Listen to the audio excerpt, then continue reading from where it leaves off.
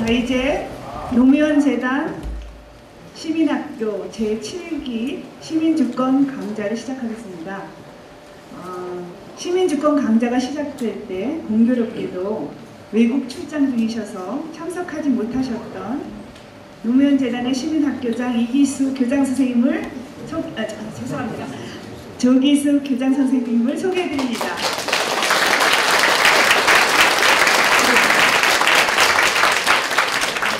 예, 오늘도 예정처럼 70분 동안 강연이 있고요. 그리고 40분 동안 여러분들의 궁금한 점을 질의응답 시간으로 진행하겠습니다. 질의가 있으신 분들은 적어서 진행자에게 주시기 바랍니다. 자, 대한민국의 미래는 지역이다 라는 제목으로 강연해 주실 연사 안희정 충청남도 도지사를 소개하겠습니다. 안희정 지사는 고려대학교 철학과를 졸업했고 1994년 지방자치실구연구소 사무국장, 2001년 노무현 대통령 후보 경선 사무실 사무국장, 2002년 새천년민주당 노무현 대통령 후보 비서실 정무팀장, 2002년 제16대 노무현 대통령 당선자 비서실 정무팀장을 지냈습니다. 2003년 새천년민주당 국가전략연구소 부소장, 열린우리당 충남 창당준비위 부위원장, 논산, 금산, 계룡 지구당 창당준비위원장, 고려대학교 아세아문제연구소 연구원을 역임했습니다. 2008년에는 더좋은 민주주의 연구소 소장을, 2009년에는 민주당 행복도시 원안추진특별위원회 위원장을 맡기도 했습니다. 이후 2010년에 충청남도 도지사에 당선되어 지사로서 현재 충청남도 지역의 발전을 위해 일하고 계십니다. 자, 이제 안희정 지사를 모시겠습니다. 큰 박수로 맞아주시기 바랍니다.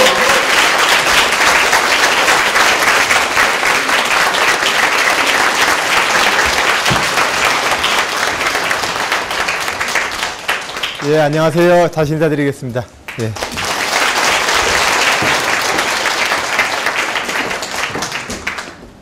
예, 시간을 내서 함께 자리해 주신 모든 분들께 감사드립니다. 오늘 제가 말씀드릴 주제는 대한민국의 미래는 지역이다, 이 주제입니다. 제 말씀을 가능하면 좀 짧게 하고 말씀을 제가 나중에 저에게 묻고 싶은 말씀이 있으면 거기에 답을 제 말씀을 올리는 것이 좋겠습니다. 먼저 간략하게 몸을 푸는 의미에서 간략한 화면을 하나 보고 시작하겠습니다.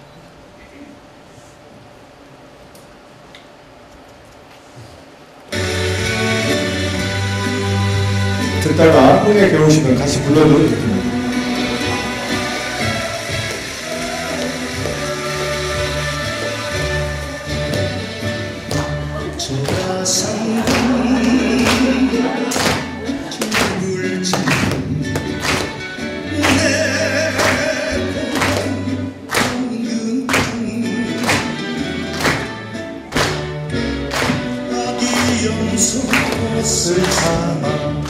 넌 받기를 감동하며 이 세상 모두가 내 것인 것을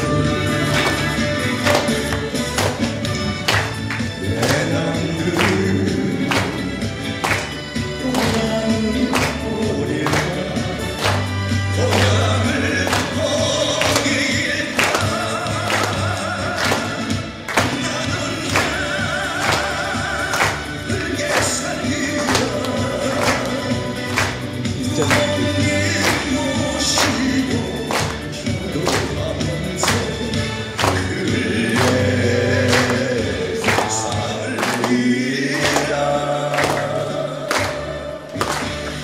보여주시죠. 예, 저는 인구의 46%가 210만 명의 도민 중에서 46%가 농업, 어업, 축산업, 임업에 관련되어져 있는 도지사입니다. 저는 충청남도 논산군 연무 마산리라고 하는 한 200여가 옛날 같은 굉장히 큰 마을의 촌놈 출신입니다. 공부하러 도시에 나와서 그로부터 제가 1980년에 나와서 2010년도 이제 도지사가 됐으니까요. 약 이제 30년 만에 돌아간 고향입니다. 그 고향을 돌아가게 됐을 때 느끼는 가장 큰 문제는 역시 농업, 농어촌, 농어민의 과제였습니다. 이 농업, 농어촌, 농어민은 지난 우리가 1950년 전쟁 이후에 그 잿더미 속에서 우리가 보릿고개를 넘기던 그 시절에 그 뒤에 도시의 저임금 구조 속에서 조립형 수출 가공무역으로 경제적 성장 전략을 채택했던 대한민국에서 도시의 빈민과 시골에 남아있는 저고가 정책에 기반한 농업의 희생 위에 오늘날 우리는 OECD 선진국이라는 이 이름에 이르기까지 지난 30년을 그리 지내왔습니다. 이제 대한민국이 미래로 가기 위해선 이 긴 행렬로 치면은 이 농업, 농어촌, 농어민 문제를 풀어내야 합니다. 이 문제를 풀어내는 방식이 어떠해야 되는지 고민입니다. 기존에는 전통적으로 규모화 정책을 썼습니다. 너무 소규모가 돼 있어서 안 그렇죠. 예전부터 더 그 이전 단계로 가면 농업 자체가 워낙 절대적인 가혹한 노동과 육체노동을 하기 때문에 경지정리를 하고 기계화 영농에 기반을 닦았습니다. 그러고 나서 규모화 영농 전략을 썼습니다. 그러나 규모화 영농 전략이라고 하는 것이 대한민국 농업의 미래냐? 우리나라 대한민국의 농가 1호당 경지 면적은 1.45헥타르입니다. 선진국, OECD 선진국에서 농가 1호당 경지 면적이 가장 작다는 유럽의 평균 농가 호당 경지 면적은 45헥타르입니다. 결과적으로 어느 세월에 그 규모의 법칙으로 우리의 농업과 농민이 도시의 사람들 또는 선진국이라고 표현되어지는 사람들의 보편적인 소비 수준, 소득 수준으로까지 올라가겠습니다. 근데 어려운 일입니다.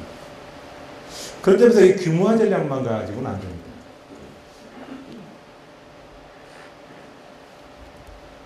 그 다음 나온 것이 수출로 먹고 사는 나라인데 그냥 수출 열심히 해서 사다 먹지 뭐. 사다 먹지. 한 국가 내에서 국민들이 생활하고 생활에 필요한 소비재를 100% 작업하는 나라가 어디 있어? 사다 먹으면 되지. 이렇게 생각을 하는 게 이르렀습니다. 그 경향이 가장 두드러진 것이 이 이명박 정부입니다. 그런데 그 부분에 대해서 저는 문제 제기를 합니다. 한 국가 단위의 식량 문제는 굉장히 식량 안보와 식량 주권의 문제로 접근해야 될 부분이 있기 때문에 그렇습니다. 그런 점에서 농업 분야를 일반적으로 비교 의론에 입각한 국제무역의 통상 품목으로 일반적으로 다 취급하기는 어렵습니다. 그래서 농업 분야에 대해서는 우리가 특별한 어떤 정책이 필요합니다. 제가 지역을 얘기하면서 농업 문제부터 얘기를 꺼내게 된 것은 대부분의 지역 문제는 이 농업의 문제와 결부되어 있기 때문에 그렇습니다. 저는 도지사가 되고 나서 제가 도지사로서 어떤 일을 해야 되나 95년에 민선 시장 도지사 시장 군수를 뽑았던 것이 95년이니까요. 지난해로 치면 16년 되었습니다. 민선 5기의 지방자치단체의 장으로서 저는 무엇을 제 사명으로 삼아서 도정의 1차적인 목표로 삼아야 될까 고민을 했었는데 삼농혁신을 주제로 삼아야 되겠다고 생각을 했습니다. 대한민국이 지금 농업, 농어촌, 농업의 문제를 푸는 것은 7, 80년대 고도성장기에 그 희생과 헌신을 위했던 지역에 대한 우정이고 또한 우리가 오늘 있기까지 했던 전체적인 산업성장기의 그 희생에 대한 우리의 도리라고 생각을 했습니다. 그래서 삼노혁신을 좀 해보자. 참여정부 때 일이었습니다. 2005년도인가 2006년도인가 노무현 대통령님을 만나서 농업 문제에 대해서 참여정부가 여러 가지 일들을 많이 하긴 했습니다만 대표적으로 교육 문제와 농업 문제에 대해서는 특별히 우리가 안을 못 갖고 있는 것 같아요. 그러니까 농업 문제가 참 심각하고 막 이러한데 어떻게 하면 좋을까요? 그랬더니 대통령도 여러 가지로 마음이 좀 아프셨나 봐요. 식사하시다 말고 제가 얘기하는 제 얼굴을 이렇게 쳐다보더니 자네가 내려가서 농사 줘. 그러더라고요. 한 방에 사람 힘을 닿게 만드시더군요. 그러시더니 당신께서는 퇴임하고 나서 농사꾼이 되어버리시네요. 네. 이 부분에 대한 부채의식이 분명히 있습니다. 근데 이 정책을 펴기가 참 어렵습니다. 우리가 70년대의 이 저고가 정책을 유지하기 위해서 추국수매를 하죠. 지금 추국수매 시대입니다. 대표적으로 우리가 지금 현재 농촌에서 우리 들판을 쭉 보면은 수도작이라고 하는, 좀 단어가 낯설죠? 수도작. 쌀농사 말하는 겁니다. 물 숫자를 써서. 수도작. 대부분 이제 쌀 전업농들이 우리 이제 농촌 기반이죠. 그리고 우리가 말하는 경지정리라고 하는 것들도, 또 관계 수루망이라고 하는 것들도 대부분 이 쌀농사를 잘 짓기 위해서 만들어 놓은 겁니다. 그래서 물길을 만들고 뭐 이제 이런 겁니다. 근데 제가 이 삼농혁신 문제에 대해서 한번 임해보겠다라고 했더니 많은 주변 분들이 저를 말렸어요. 그 성과 내기도 어렵고 조금 지나면은 민선옥이 성과 뭐냐고 내라고 하면 그거 낼 거 없을 텐데 왜 그걸 도전 목표로 삼아가지고 자충수를 스스로 두냐. 뭐 기업 유치하거나 이런 거 좀 성과 빨리 낼 만한 걸 좀 잡아서 도전 목표를 삼아야 이게 얘기하기가 쉽지. 그거 문제 잡았다가는 어려울 거라. 근데 제 마음에 그런 생각이 들었습니다. 도지사이든 군수이든 정치 지도자를 한다면 가능하면은 긴 행렬의 가장 후미진 부대에 가서 배낭을 같이 매주는 것이 지도자가 존재하는 의미라고 생각을 했습니다. 그런 마음으로 이 문제를 봐야 되지 않겠는가. 이미 기업과 경제발전이라고 하는 것은 정부의 손을 벗어난 지 오래됐어요. 우리가 자꾸 뭔가 정치 담론을 얘기할 때 혼란을 겪을 때가 있어요. 정부의 역할은 매우 큽니다. 저 이 점에 대해서는 강조합니다. 그러나 정부의 역할은 또한 매우 작습니다. 경제와 시장의 발전의 과정에서 정부가 결정하면은 시장을 규정했다고 생각했던 시절이 있습니다.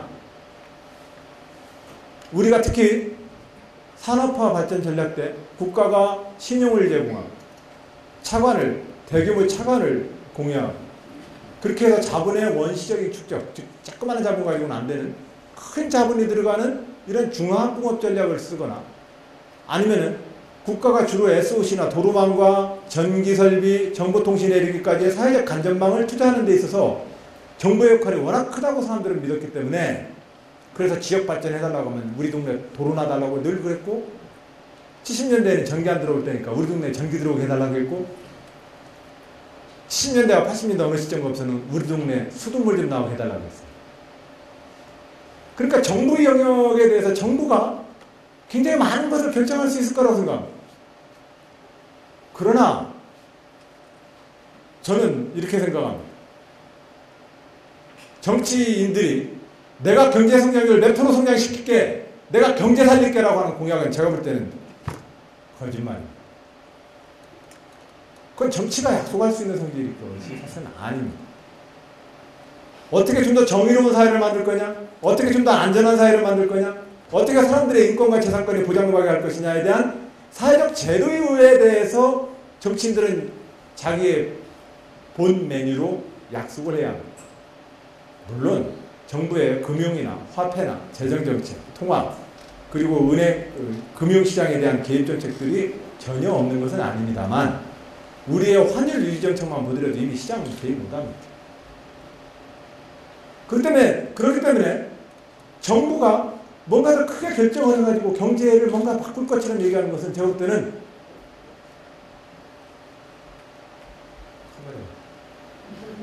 뻥입니다.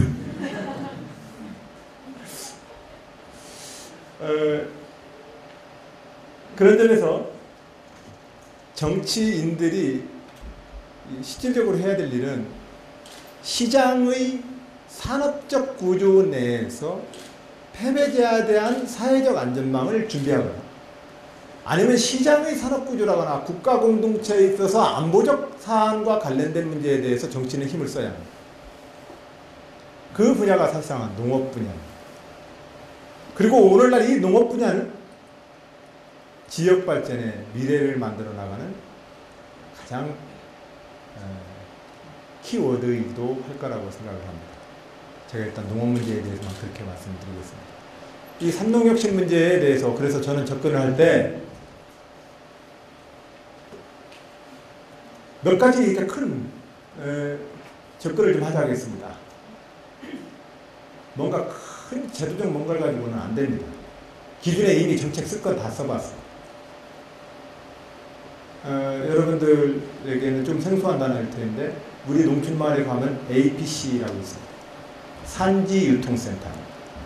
충청남도에는 ABC 센터가 30여 개가 있는데 여러분 부여에 가면은 여러분들이 잘 드시는 멜론, 수박 부여가 굉장히 충청남도 부여가 멜론과 수박 그리고 표고버섯, 송이버섯 이 버섯류에 있어서 이 세 가지 분야에서는 전국 시장에서 차지하는 비율이 큽니다. 아마 여러분들이 올라오는 소비하는 것 중에 부여 굿드랩 또는 농협에서 하는 K멜론이라고 하는 상표로 나갑니다.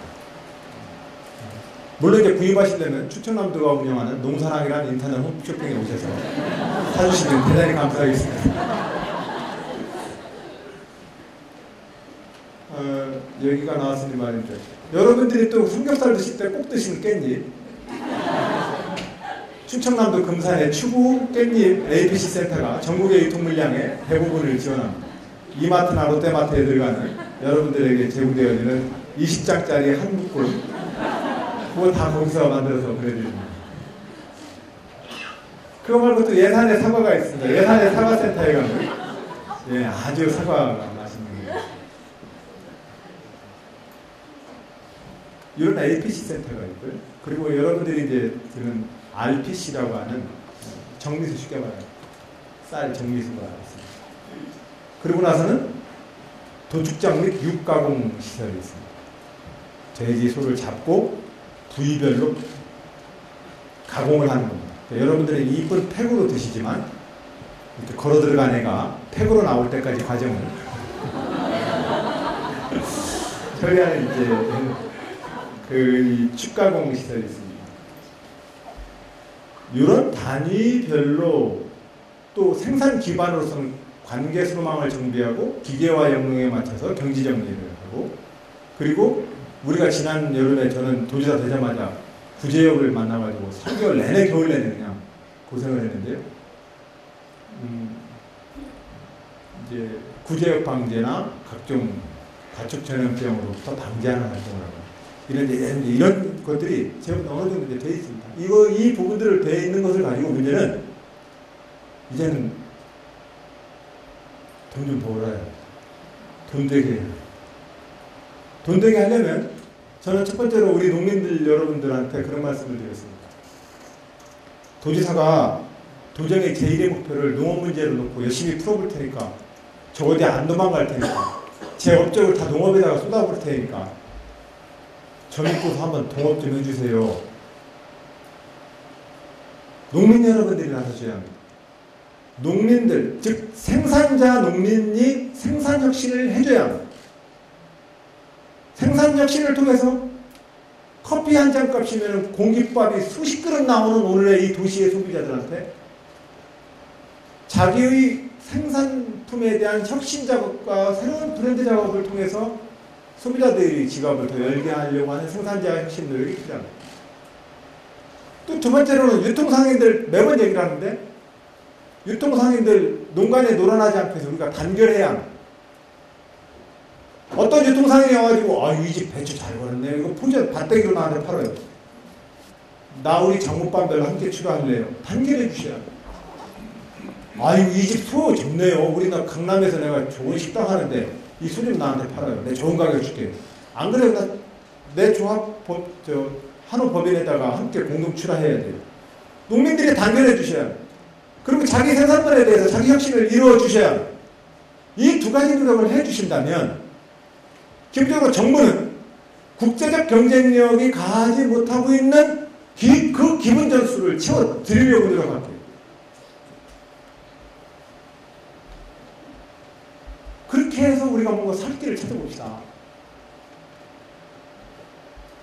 내일 모레 임진왜란이 일어날지 안 일어날지 잘 모르겠지만 한양에서 임진왜란이 일어나니 많이 뭐 백날 사운드 결과적으로 우리가 당하는 것은 우리뿐 아닙니까?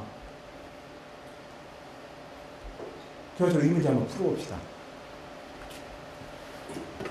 제가 작년에 부여에서 열렸던 전국 한국 농업경영인대회가 있었어요. 한 3만여 명의 농민들이 오셨는데 도지사 취임하고 나서 2달 만에 좀 큰 이렇게 이 장소에서 제가 이제 축사를 해야 됐어요. 앞에 뭐 이제 농식품부 장관님 뭐 말씀하시고 뭐 이제 다른 분들 얘기하시는데 나는 올라가서 무슨 얘기를 해야 될까? 근데 그 말씀들을 하시는 거에 참 좋은 말씀인데 마음에 영 안 와닿았어요. 그래서 올라가서 그렇게 했어요. 농민 여러분, 정치하는 놈 그놈이 그놈이죠! 그랬더니 그렇대요. 왜 그놈이 그놈이에요? 말하는 거 다 뭐 잘할 것 같아서 뽑아주면 지나보면 똑같잖아요. 똑같아. 그래서 저 그런 놈 안 되네요. 어떻게 안 될 거냐고요? 안 되는 건 안 되는 거고 되는 거라고나 정직하게 말씀드릴게요. 대신 여러분 곁에서 안 도망갈게요. 여러분이랑 같이 할게요. 여러분 저 좀 믿어주실래요? 그랬더니 박수를 막 주세요. 그러고 나서 연설을 끝내고 내려왔는데 그 동네 아줌마들이 그때 여름이었어요. 더웠는데 아줌마들이 동네 형수님들이죠. 동네 형수님들이 와가지고 그때 티 여름이 등짝을 딱 내밀고 사인을 하래요. 등에다가. 그래가지고 제가 가끔 도시의 그 젊은 우리 집회에서는 그런 풍경을 보긴 했습니다만 제가 당하고 나니까 굉장히 당황스럽더라고요. 어떻게 써야 될지를. 근데 그래서 이제 어렵게 사인을 해줬더니 돌아서면서 그래요. 아이고 말이 다 옳은 말이에요. 근데 그 말대로 하려면 힘들걸. 그 말대로 하려면 대관에서 어찌어야 되는 거예요. 그렇습니다. 사실 지금 우리에게 필요한 민주주의는 훌륭한 임금님이 필요한 게 아닙니다. 우리에게 필요한 것은 우리가 국가 공동체 내에서 우리 스스로가 주권자로서 어떤 분야에 대해서 자기가 자기 살림 해야 합니다.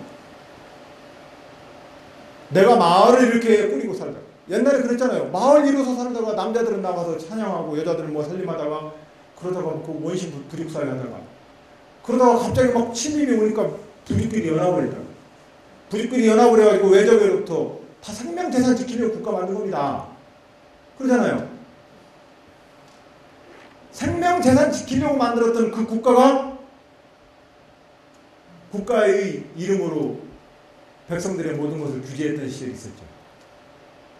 그것이 왕이라는 이름, 그것이 제후라는 이름. 지난 20세기에는 국가라고 하는 거대한 권력 이름으로 국민들을 도청하고 국민들을 감시하고 국민들을 사실상 그건 국가라는 괴물을. 그러나 다시 돌아가야 합니다. 다시 돌아가서 한 마을이 있었습니다. 그 마을에 사람들이 평화롭게 살고 있었습니다. 스스로 먹고 살 것을 준비합니다. 스스로 생산활동을 하고 그렇게 해서 사람들은 또한 교육을 하고 시장이 만들어요. 자, 그러면서 정부가 필요한 어떤 측면에 대한 정부 역할들을 조정해 줘야 합니다.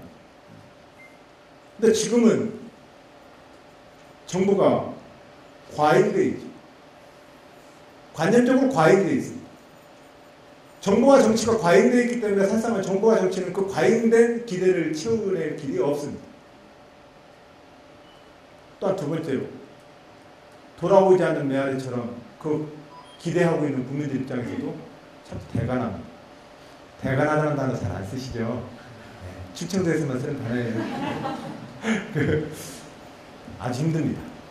대간하다는 건 힘들다는 뜻이에요. 네. 그래서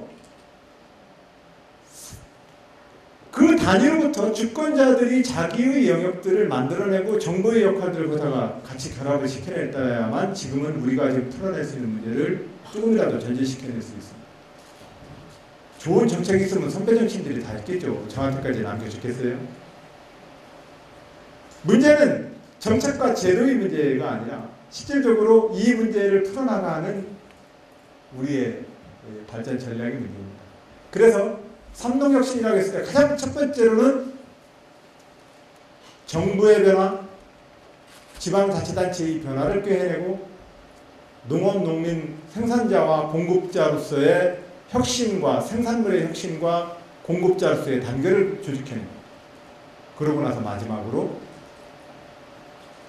도시의 착한 소비자들이 필요합니다. 여러분들 충청남도 을동 큐마크 인터넷에 농사랑 홈쇼핑몰 꼭 좀 잘 이용해 주시고요. 안 그러면 자기 고향 동네의 꼭 좀 이용해 주시고 자녀를 학교에 두신 학부형님이 계시다면 학교에 가셔서 우리 자녀들이 어떠한 식자재를 쓰는지 그리고 그 식자재와 아이들이 생태 자연 교육과 어떠한 마을의 장목반과 자매결연을 맺고 있는지 체크해 주셔야 합니다. 제가 지난번 광무현 교육감님이랑 맺었던 MOU 중에 하나가 수학여행 절대로 학년 단위로 보내지 맙시다. 이거. 수학여행을 학년 단위로 몇백 명씩을 소화할 수 있는 것은 전문 여행업자만 가능해요. 근데 우리는 마을 단위의 마을 관광 사업을 하잖아요. 그거 애들 한 반 정도밖에 수행을 못해요. 그러니까 반 단위로 수학여행을 보내면 아이들에게 농촌 생태 체험 교육도 시킬 수 있고 그러니까 학교 운영여행을 많이 참석하셔가지고 우리 아이들 학교에 수학여행 어떻게 보내는지 체크해 주시고 그러고 나서 가능하다면 학교에서 자매결연 맞은 그 마을의 장목반들하고 생활협동조합이나 친환경 농식품의 공동체의 협동조합을 같이 좀 구성해 주시는 그런 착한 소비 활동을 같이 좀 해주셨으면 좋겠습니다. 그렇게 해주시겠습니까? 네. 동의하시면 박수 한번 주시죠.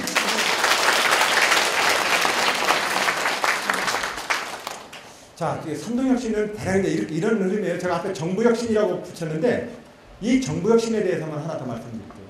제 민선옥이 충청남도 도지사 안희정의 3대 혁신 과제는 첫 번째로는 행정혁신이고 두 번째가 삼동혁신이고 세 번째가 자치분권혁신입니다.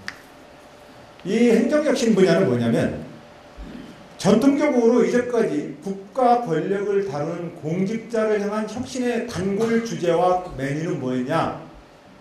탐관오리 색출해라. 예?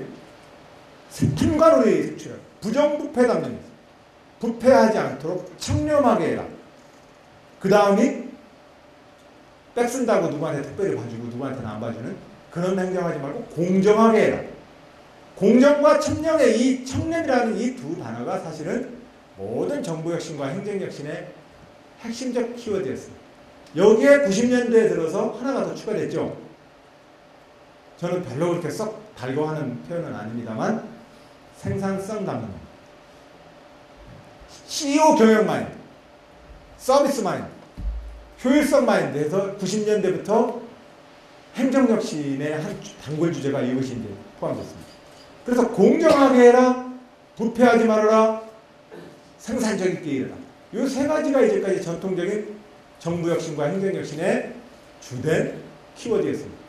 예, 이것은 앞으로도 계속 유지해야 될 주제들입니다. 그러나 이것만 가지고는 안 됩니다.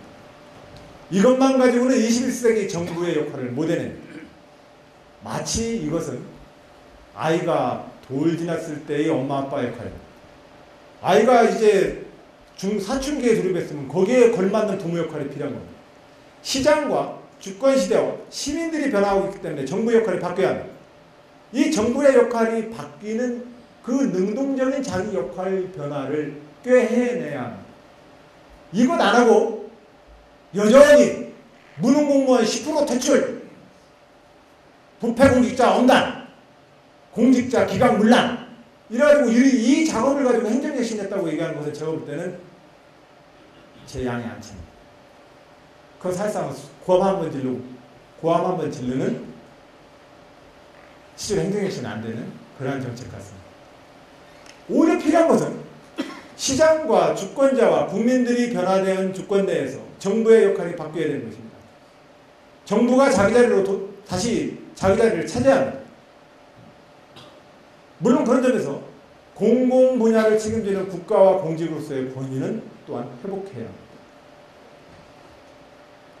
그런 점에서 저는 그 역할 모델을 예를 들면 선대인 씨의 세금 혁명, 세금 혁명이나 프리라이더 등의 그런 책에서 나온 것처럼 정부가 그냥 토목공사나 계속 해대면서 건물 짓고 이래가지고 일 많이 했어, 도로 놔주고 이런 정도의 정부의 역할. 그래서 정부가 어떤 정책을 딱 취한다면은 뭔가 우선 당장은 하드웨어적인 어떤 SOC 투자를 중심으로 정부의 역할을 생각하는 이 정부의 마인드를 바꿔야 합니다. 정부가 새로운 작업을 통해서 정부의 필요성과 존재의 이유를 찾아내야 합니다. 이제 더 이상 도로 놓고 다리 놔주는 것으로서 정부가 한 일 했다라고 하는 것으로서 자기 역할을 하기는 어렵습니다. 그런 점에서 정부의 다른 역할을 찾아야 되는데 이 문제에 대해서 제가 첫 번째 접근했던 것은 칭찬과 존중과 격려였습니다. 앞으로도 그렇게 할 것입니다. 공직자가 아무런 이유도 없이 동네북처럼 끊임없이 단골 메뉴로 동네북처럼 두드려 맞을 때 선출직 공직자인 제가 그놈들 이러면서 같이 군기 잡는다고 큰 소리 치면서 유권자들한테 박수 치는 짓은 난 안 하겠다. 실질적으로 저는 3,500명, 17,000명 충청남도 공직자들의 사령관입니다. 나는 그들이 일을 국민에게 좀 더 잘 봉사할 수 있도록 21세기 새로운 정부 역할로 더 잘 훈련받도록 이끌어야 될 책임이 있습니다. 이것은 군기 잡는 일로서 완성되는 게 아닙니다.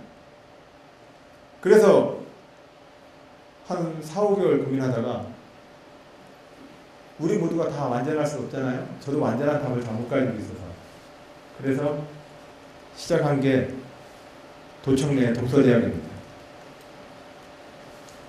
열심히 책 읽고 공부합시다. 근데 책 읽고 공부하는 건데 직무와 관련된 책 읽는 거 말고도 독서를 일반적으로 많이 합시다. 독서를 해서 그래서 실질적으로 사람이 살아가는 독서의 대부분의 문학은 사람들이 먹고 살아가는 얘기들이 그러다 보면 삶에 대한 사랑과 타인에 대한 사랑이 좀 더 높아지고 타인의 처지에 대한 이해력이 높아지고 그 속에서 공직자로서의 자기의 사명감을 더 얻을 수 있는 거 아니겠냐. 그래서 앞으로 충청남도 도청 직원들은 독서를 안 하면 승진이 안 됩니다. 그래서 도청 내 독서대학을 좀 둬서 계속해서 과장이든 계장이든 실국장이든 자기 부서 내에서 독서를 많이 얼마나 시켰느냐에 따라서 인사고가 강력이 되도록 그렇게 해놨습니다. 그러고 나서 정부 역할이 바뀌기 위해서는 반드시 두 가지를 저는 요구했습니다. 하나는 영어로 표현하면 코디네이터, 융복합 행정을 반드시 해야 합니다. 관료와 행정조직은 주어진 업무를 가장 효과적으로 딴짓하지 말고 그 일만 또박이로 반복적으로 잘하라고 만들어놓은 조직이 관료조직입니다. 그렇기 때문에 관료조직한테 융통성을 바라는 것은 사실상은 관료조직에 대한 기본적인 이해로 보면 좀 어긋난 요구입니다. 관료조직은 말뚝 받고 세워 점검해 이런 그것만 따박따박 하면 됩니다. 다른 거 자꾸 움직이면 안 됩니다. 관료조직은 그걸 특성으로 해서 만들어진 조직입니다. 맞나요, 교수님? 근데 이 관료조직이 끊임없이 어떤 형태든 간에 융복합 행정을 해줘야 합니다. 결과적으로 우리가 하는 모든 정책은 한 가정과 한 마을이 행복해지는 것을 목적으로 해야지 주어진 예산을 회기내에 내가 다 집행하는 것이 목적이 되어서는 안 됩니다. 다문화가족 지원 사업이 있습니다. 독거노인 지원 사업이 있습니다. 독거노인에 대한 이동 편의 서비스가 있습니다. 장애인 이동 편의 서비스가 있습니다. 뭐 다양한 우리 복지 서비스 사업이 있습니다. 방과후 아동 관리 사업이 있고 지원 사업이 있고 결과적으로는 그 모든 사업은 어느 한 아이를 행복하게 만들기는 결과로 와야 하는 겁니다. 그것을 각자 해가지고는 그 사업만 해가지고는 안 됩니다. 합동으로 해서 결과적으로 우리는 한 가정과 한 아이와 한 마을이 행복해지도록 그걸 우리의 정책 목표로 삼아야 합니다. 그러기 위해서 지금의 정부 혁신의 가장 핵심은 융복합 행정을 할 수 있는 내부적인 어떤 그런 노력이 필요합니다. 그 다음이 두 번째가 내가 해줄게요 하지 말고 같이 합시다 소리를 해야 합니다. 민간 거버넌스를 형성해야 합니다. 주권자 시대, 주권자들이 실질적으로 그것에 대해서 주인으로 나서도록 해드려야 합니다. 왜냐하면 그 일을 가장 잘하는 건 그분들이기 때문에 그렇습니다. 경로당 사업이 있습니다. 한 마을당 5천만 원씩을 주어서 경로당을 다들 만듭니다. 정치인들은 경로당이 지어지면 기초의원에서부터 지역구 국회의원까지 경로당 앞에 모여서 가위를 오른손에 듭니다. 테이프 커팅을 하고 사진을 찍습니다. 그 경로당이 실질적으로 시골 마을에 계신 어른들한테 어떤 삶의 공간인지에 대해서는 그 누구도 사실상 책임지지 않습니다. 결과적으로 그 경로당은 조금 지나면 겨울철이면 11시부터 2시까지밖에 운영을 못합니다. 왜냐고요? 난방비가 없어요. 그 11시 딱 가가지고 2시까지 보일러 떼고 또 헤어지십니다. 결과적으로는 그 경로당 사업에 대한 혁신 작업을 할 거면 경로당 사업의 상호국장연합회가 경로당 사업을 실질적으로 책임져야 합니다. 도지사나 시장 군수를 한번 만나서 우리 경로당 조금씩 설계 투자 하나 더 받아오는 것이 목표가 돼서는 안 됩니다. 실질적으로 경로당의 상호국장연합회가 그걸 해줘야 합니다. 그것을 군에 가면은 공무원 한두 명, 도에 가면은 공무원 한두 명, 합의 그 두세 명이 가지고서 충청남도로 치면 230개 읍면동, 211개 읍면동, 그리고 리장님으로 치면 4,450 리장님.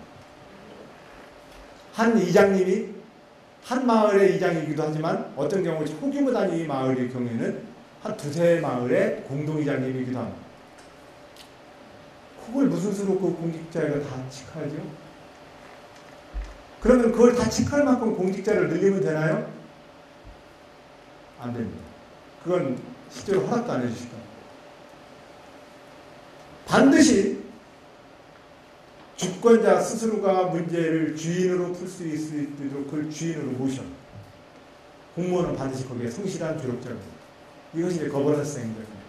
이 방향으로 어떤 형태든 간에 정부 혁신을 해서 저는 21세기 제일 좋은 정부를 만들어 드리는 것이 직업정치인 안희정이 대한민국 국민께 해야 될 제 도리라고 생각합니다.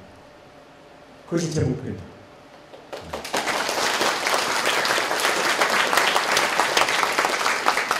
이러한 정부의 혁신과 농업지역의 선동혁신과 그리고 저희 7시 반에 7시 30, 한 5분에 시작했죠, 그죠? 네. 그리고 자치분권.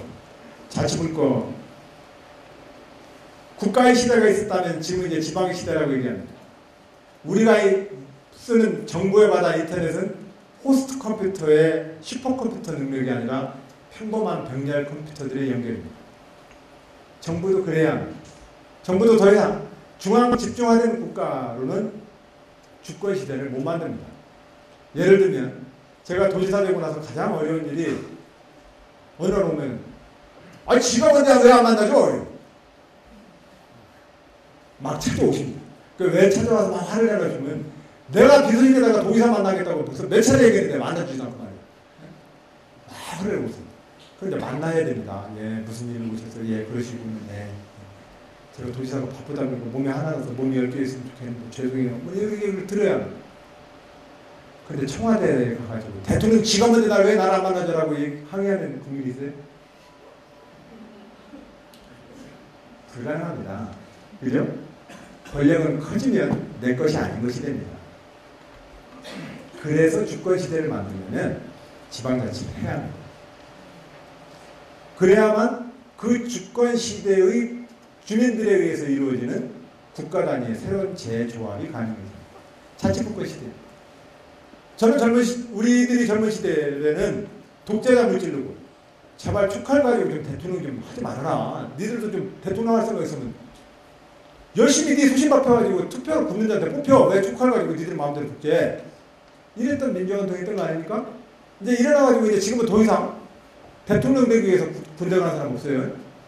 근데 저는 중학교 때까지만 해도 저희 부모님들이 육상하라고 했어요.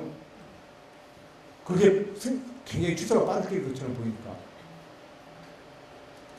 그러니까 지금 시대에는 바로 그런 민주화 운동이 그렇게 거친 겁니다. 그러고 나서 삼권 분립과 선거제도의 확립이라는 것을 통해서 민주주의의 1차적 단계는 우리가 발전시켰습니다. 근데 이것으로는 더 좋은 민주주의나 더 좋은 국가를 못 만듭니다. 실제적으로 그 다음 단계의 민주주의는 국가를 생활 단위로 쪼개야 합니다. 그래야 국민이 주인 될 수 있습니다. 그렇게 해서 또 그렇게 해야만 그 국가의 이 미래가 열립니다. 지금처럼 대통령 뽑아놓고 그 대통령에게 무한 책임을 밀어서 좋은 정치를 해주길 바라지만 그걸로는 안 됩니다. 불가능합니다.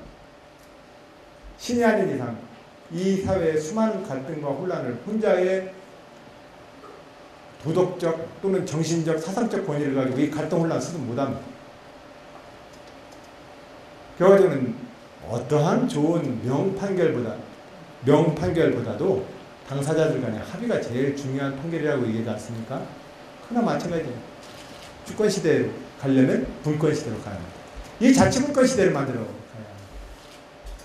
이것이 이제 제가 이어가고 있는 김대중 노무현 시대를 잇겠다는 제 공약이 이 세 가지로 좀 정리가 되었습니다. 이것이 한 1년 4개월 동안 제가 도지사 하면서 열심히 공부하면서 좀 정리하고 있는 현재의 수준입니다. 이런 길로 계속해서 가겠습니다.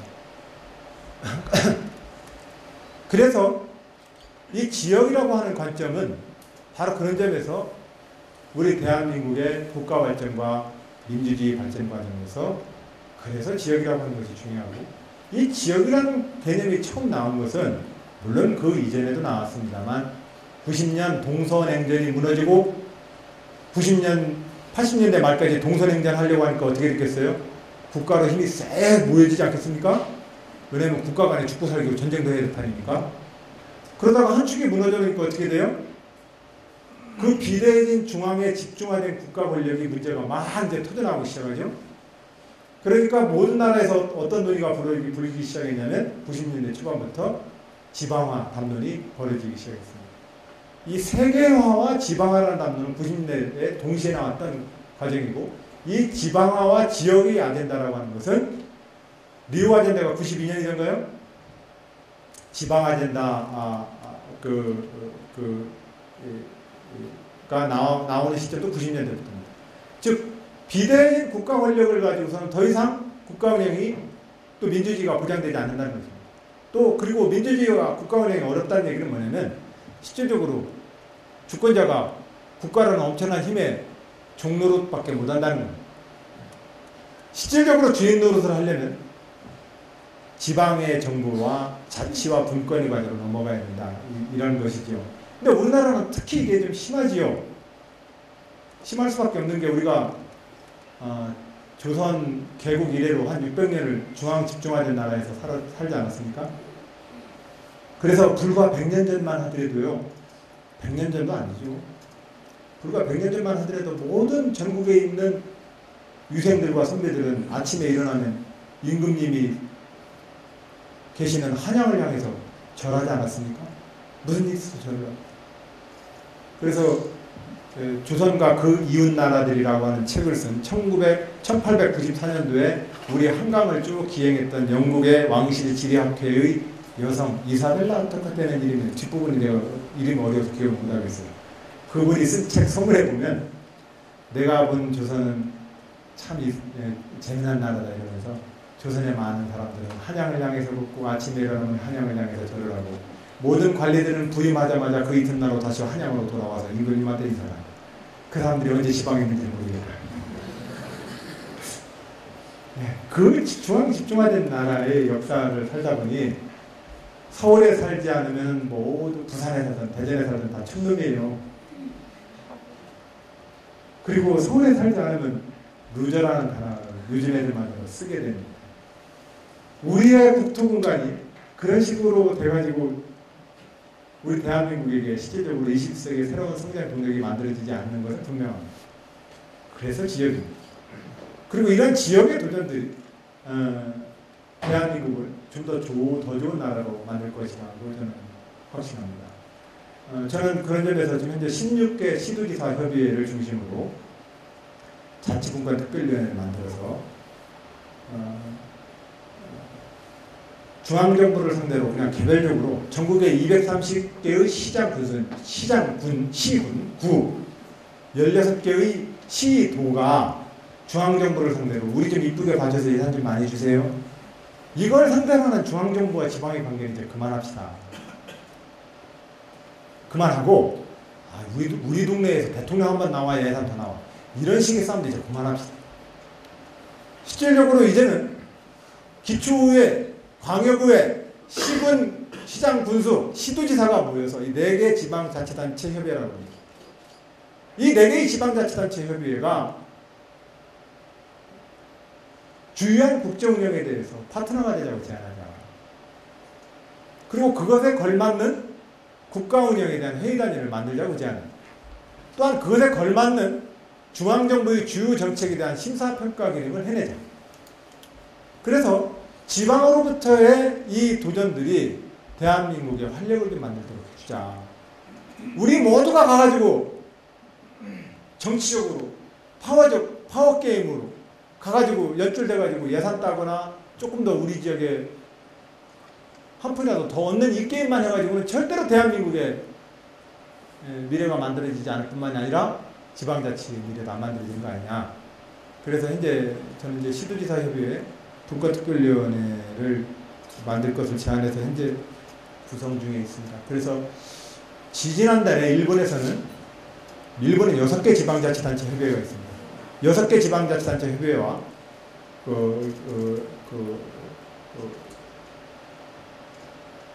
하여튼 뭐라고 하지? 거기 장관을 뭐라고 합니까? 거기 뭐라고 하더라?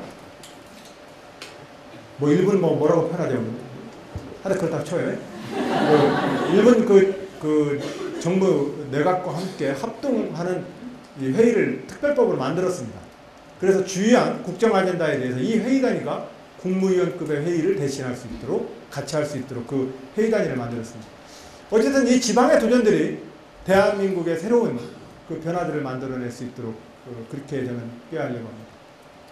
대한민국의 미래는 지역이라고 하는 그 개념은 그래서 지난 노무현 대통령 때에도 꾸준히 계속해서 추진되어 왔던 것이었고, 세종시는 그런 점에서 충청도에 표어들려고 시작한 일이 아닙니다. 오히려 세종 행정수도로는요, 수도권 주민들 때문에 시작된 사업입니다. 2002년도 우리가 민주당 후보가 되었을 때 경기도 도지사 후보였던 진념 씨가 민주당 후보들이 수도권 규제 정책에 대해서 당론을 규제 완화 쪽으로 좀 풀어달라고 계속 요구를 했습니다.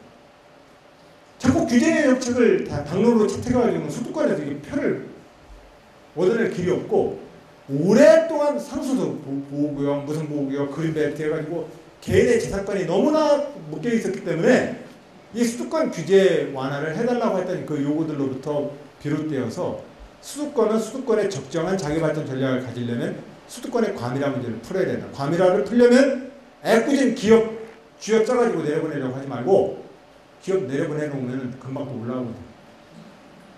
안 그러면 거기다가 그냥 회사 소리만 듣고 또 올라와요.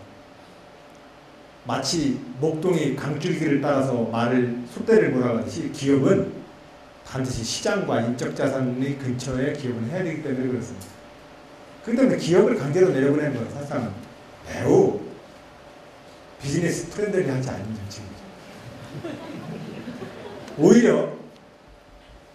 오히려 균형 발전이라고 하는 것은 시장의 논리가 아닙니다. 시장의 논리는 계속 급락, 계속 파먹는 게 시장의 원리예요. 이 시장적 원리가 아닌 정책을 취하려면 정부 부문이 이동하는 게 옳다. 이래가지고 행정수도 정책을 내게 됐던 것입니다. 그것이 우리가 말하는 균형 발전과 지역의화된다, 민주주의 발전 과정의 지역의 중요성에 대한 인식이었었고, 이런 인식을 94년도에 지방자치 신명구술을 노무현 대통령이 만든 시절서부터 그때부터 이제 했던 고민이기도 합니다. 여러분들, 충청남도 농수산물 홍식행센터 농사랑을 특별히 좀 사랑해 주시고, 그리고 착한 소비운동을 해주시고, 자녀분들 자기가 다니는 기업, 직장의 군의 급식의 식자재는 어떻게 공급되는지 좀 체크해 주시고, 그래가지고 도시 소비자와 농촌의 생산자가 함께 이 문제를 좀 풀어내는 길을 좀 잡아봤으면 좋겠습니다. 그런 마음으로 여러분께 말씀을 마치도록 하겠습니다. 고맙습니다.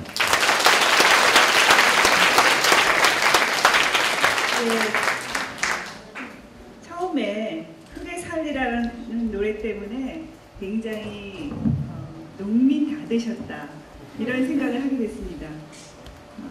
이제 여러분들이 그동안 만나시고 싶었던 안희정 지사님께 여쭤보는 그런 질문에 대해서 소개하겠습니다.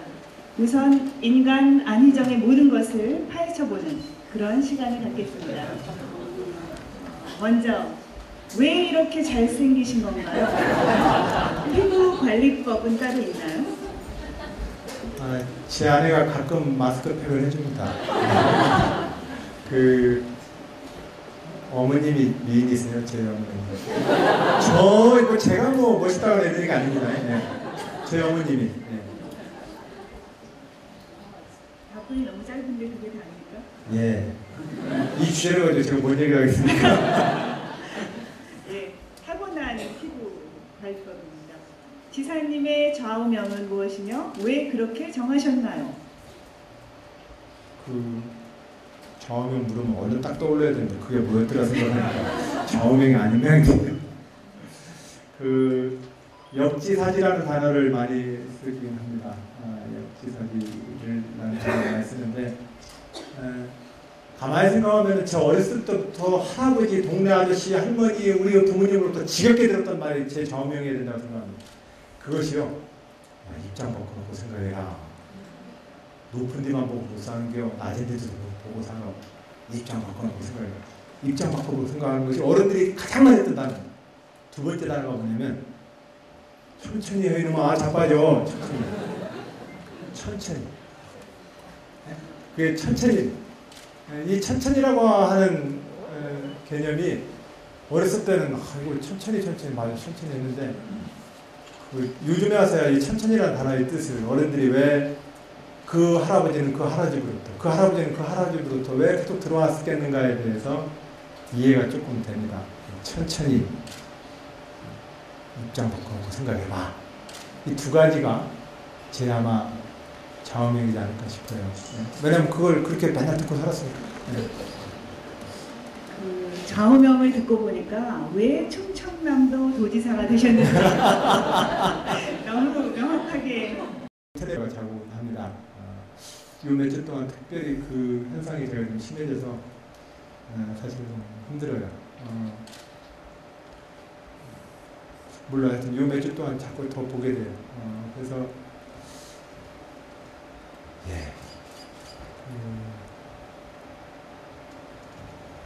어찌됐든 왜 불까지 것입니까? 예, 그만하랍니다. 예. 많은 말씀 안 하셨지만 그렇게 벅찬 그런 마음으로 살고 계신 것으로 알겠습니다. 예, 고맙습니다. 예, 그 다음에 인생의 영원한 짝꿍 누굴까요? 이광재를 한마디로 표현한다면? 이광재. 꾀돌이. 이건 공식적 원리. 뒷땅까기, 뺀질이. 광재는 늘 꾀돌이였었어요. 그리고 제가 그러니까 살려고 살고 그 친구가 기획 이렇게 그러죠.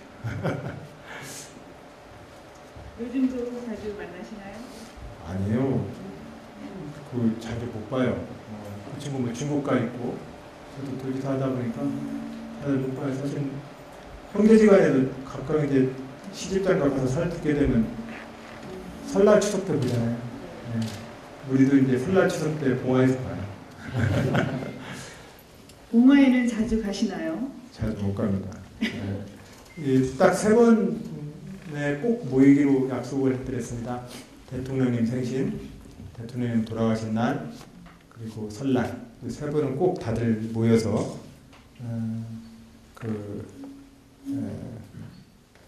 여사님도 좀 한테 인사도 드리고 좀 그러자고 그러고, 저희 동네에서 나물이니 뭐니 좀 맛있는 거 있을 때마다 봉화 생각나서 좀 보내곤 하고 그럽니다.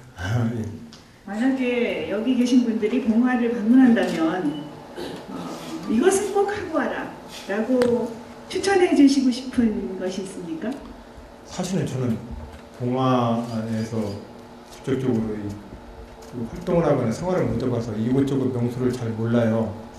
제가 했던 것은 뭐 사부제까지 지내는 동안 맨날 그 앞에 지나가지고 정토원까지 했던 그 산길 왔다 갔다 아침 저녁을 했던 일인데, 그 길이 좋아요.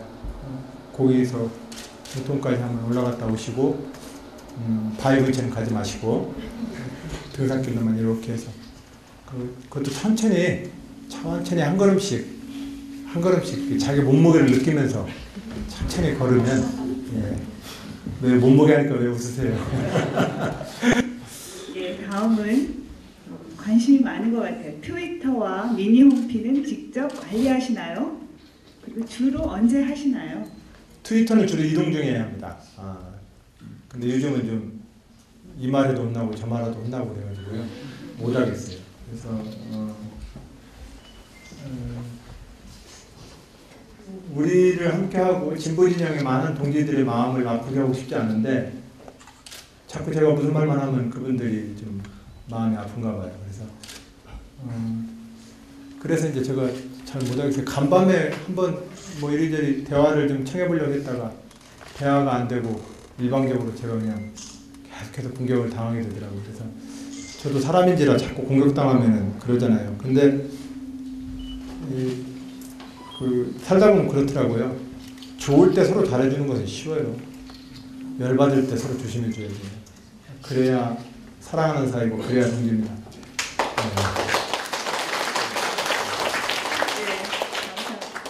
대학 시절 신입생 OT에서 특이한 여학생 안희정이 부른 물 좀 주소 노래 불러주세요. 근데 질문을 굉장히 당금질 그 책을 읽었던 분이만 할 수 있는 질문인데, 물 좀 주소는요 조금 제가 많이 망가져야 돼요. 여러분들 제가 꼭 굳이 망가지는 걸 보고 싶으세요? 여러분 원하세요? 박수.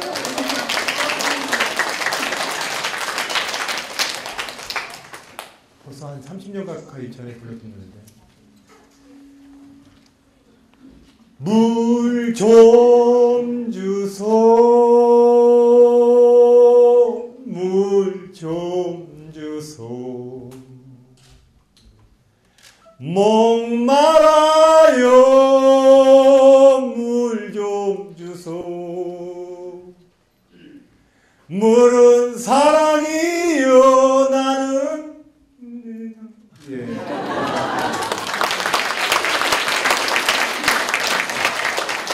조금만 연습하시면 가수 하셔도 되겠습니다. 예.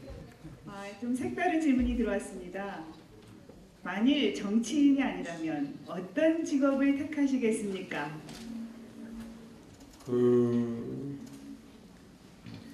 학생운동 하다가 스스로 실패를 겪고 좌절하고, 그래서 이제 학교에 복학해서 공부할 때는 나 공부하는 거 좋아하는구나, 나 학자가 되는 게 좋겠다, 이런 생각을 아주 잠시 한 적이 있습니다.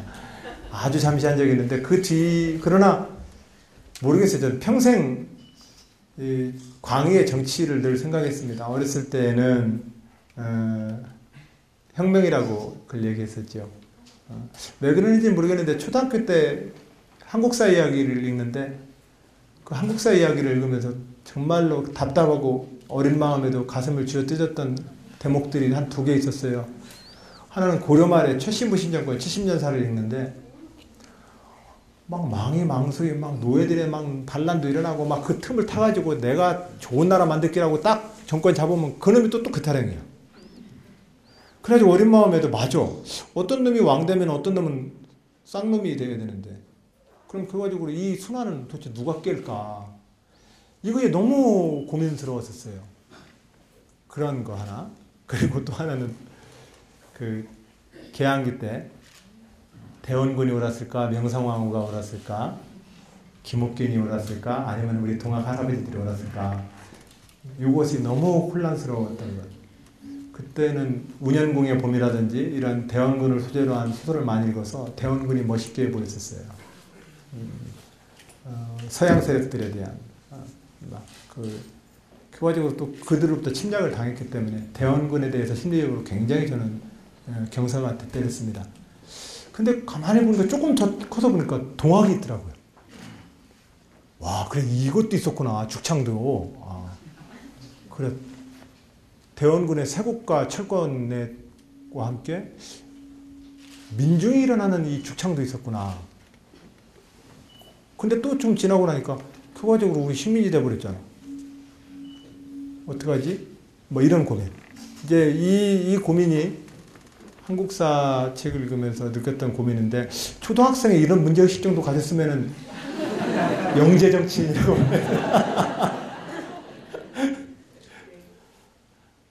이 질문은 오늘 뒤풀이를 꼭 가보시면 여러분이 그대로 파악할 수 있는 거긴 한데 주량은 얼마나 되십니까? 주량이요? 저 집안 내력으로 술을 잘 못해요. 제가 처음에 술을 먹고 구토를 한 것은 제 나이 5살 때. 그때 너무 조기교육을 당했어요. 저희 집 옆이 정미수와 숙도관이 집이었는데 하루는 제가 5살 때 아장아장 거리니까 얼마나 귀엽겠어요? 그러니까 그 동네 아저씨들이 이렇게 와서 어이 정아 일로 와라 그래가지고는 자기들이 먹던 막걸리 보시기에 조금 남아있는 걸 줬나 봐요. 그때 내가 잘 먹더래요. 어이구 이 자식 봐라 그래가지고는 옆에 있던 아저씨가 반대집을 떠줬대요. 그걸 또 안샷을 했대요. 그러니까 또 옆에 있던 동네 형이 이번에 그보다 또 더 많이 줘서 먹였대요. 그러니까 우리 어머님 말 하루는 안 먹으시오 마 얘 봐요 그랬더니 이렇게 우리 이제 철물점을 했기 때문에 가게를 보시다가 어머님이 이렇게 보니까 애가 조그마한 것이 걸어오는데 갈지자로 걸어오더래요. 갈지자로 걸어와서는 그래가지고 우리 어머니 애들 데리고 무슨 짓을 한 거냐. 우리 업고서 안방에 갖다 넣었는데 마침 우리 아버님도 낮술에 취해가지고 그래서 아버지랑 나란히 드러나 있다가 어머님이 갖다 준 세숫대 동시에 토를 한 그런 전력 때문에 제가 술을 좀 잘 못합니다. 네. 지금 표현해 주신 게 한 폭의 그 부자의 모습을 보게 하는 그런 표현을 해주셨습니다. 노무현 재단과 지사님과의 관계는 SJ. 누군지 모르지만 SJ가 물었습니다. 노무현 재단과 저하고 관계요? 네. 예. 모르셨나요? 모르겠습니다. 질문이. 제 친정집 같아요. 그래서 그 늘 제 고향집이고. 예, 그래서 그런 관계입니다. 재단에서 저를 그렇게 생각하는지는 모르겠어요.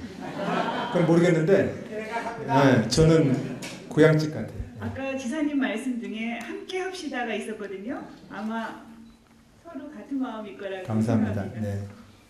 예, 지사님 서울에는 한 달에 몇 번 올라오세요? 자주 올라와요. 뭐 정부와 관련돼서 해야 될 일, 오늘도 사실은 오후 내내 국회에 가서 내년도 충청남도 도청이 대전광역시에 있다가 내년도에 홍성 예산 접경 지역에 내포 신도시로 이사를 합니다. 10년 전에 결정을 해서 지금 건물이 거의 다 졌는데 예산이 부족해가지고 이제 기재부랑 올 3월달부터 작업을 했다가 이제는 국회 예결위에 가서 예결위원님들한테 열심히 지금 한나라당 의원님들, 자유선진당 의원님들, 민주당 의원님들 열심히 가서 그 예산 좀 확보하려고 지금 다니고 있습니다. 그러다 보니까 자주 왔다 갔다 가요. 근데 갈 때 보면 이제 서울역에서 대전역 간에 KTX를 타요. KTX를 타고 딱 창가에 앉아가지고는 차가 이제 움직여요. 그러면 제가 혼자 시해 보세요. 내년부터는 다 세종시로 와야 된다.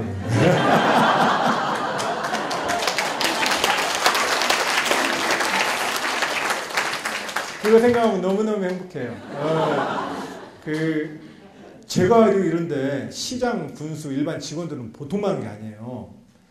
그러니까 이제 내년에 총리실 오고 그래서 2012년 내년이 12년도 12, 13, 14년도까지 이제 마무리되거든요.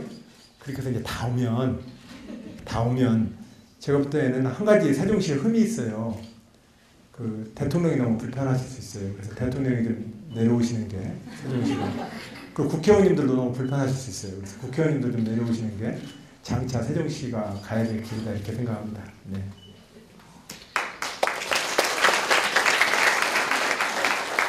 이제 인간 안희정의 모든 것을 지금 조금씩 더 많이 알고 가고 있지만 조금 무거운 주제로 넘어가 보겠습니다. 안철수 현상은 어떻게 생각하시는지요? 일단은 안철수 씨가 저랑 집안관이기도 하고요. 그래서 왠지 막 급땡기기도 하고요. 호감도 가고. 근데 우리 사회에서 물질적으로 성공했다는 사람들이 보여줬었던 그 많은 실망을 깨주고 계시는 분이에요. 노무현 대통령은 권력으로서 성공했던 사람이 보여줄 수 있는 모든 것을 다 보여줬던 분입니다. 근데 물질로 성공한 사람이 보여준 사례가 없어요, 우리나라가. 물론 물질로 성공했던 수많은 기부자들이 있습니다. 예. 근데 이 물질로 성공을 했던 수많은 기부자들도 있는 건 사실이지만 그것이 대중적으로 맞아 이렇게 표현되는 게 없어요. 저는 참 그렇게 생각합니다. 민주주의 완성은 누가 일으킬까? 민주화 투사가 완성할까?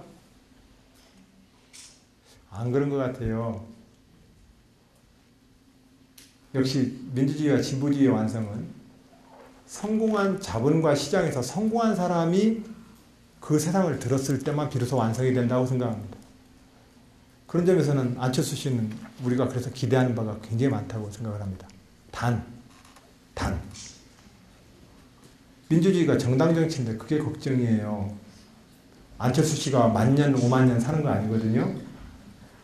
그처럼 좋은 사람들이 뭐 옛날에 무슨 신화에 나온 것처럼 그렇게 오랫동안 이 세상을 바꿀 것도 아니고, 결과적으로는 정당이라는 틀로 민주주의는 작동이 되는데 이 정당의 구조에 대해서는 아직은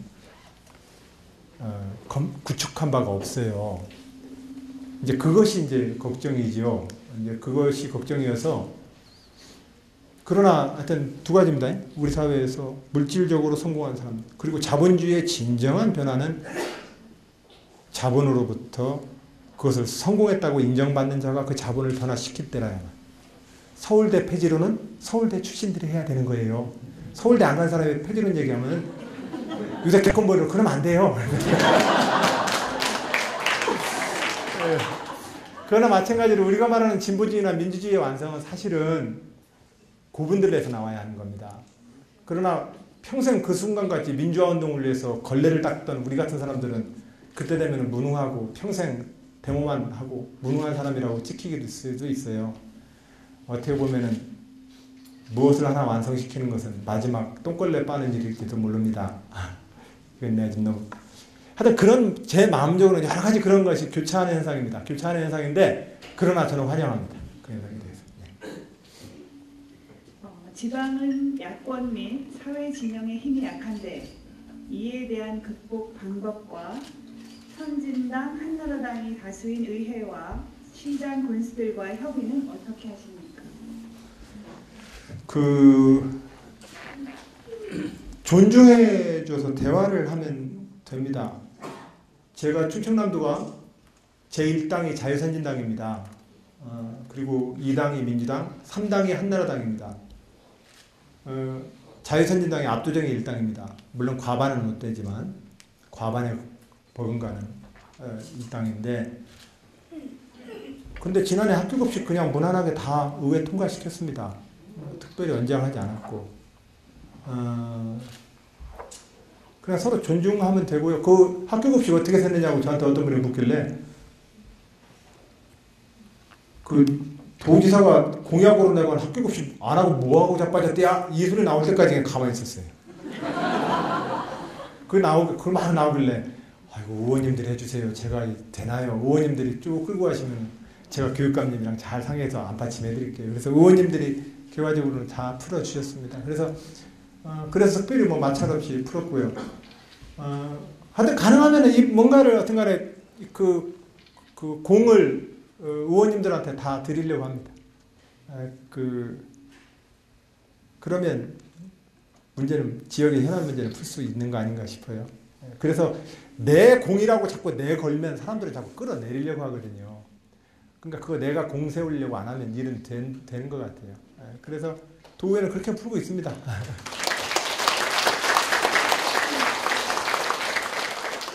네, 이어서 좀 연결되는 질문인데요. 지방 재정 자립 문제가 늘 화두인데 어떤 해법이 있는지요?